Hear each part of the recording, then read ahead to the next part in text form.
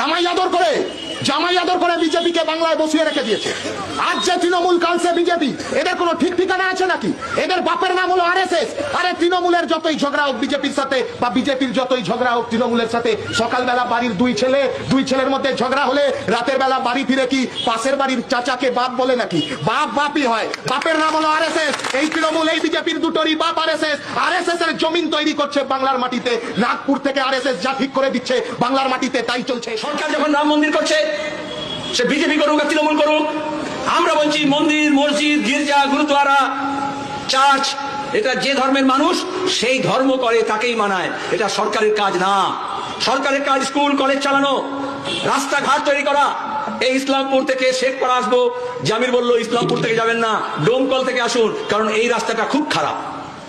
কাজ থেকে শুরু করে আবাস যোজনা থেকে শুরু করে একের পর এক প্রকল্প, যে প্রকল্পের কথাই বাংলার মানুষের পাওয়ার কথা ছিল, সে সমস্ত প্রকল্পের টাকা গেছে তৃণমূলের নেতাদের বাড়িতে। ওদের বাড়ি দোতলা থেকে তিনতলা হয়েছে, আর আমাদের বাড়িগুলোতে ছেলে মেয়েগুলো বাইরে গিয়ে গতর খাটাচ্ছে, বাইরে গিয়ে কাজ করছে।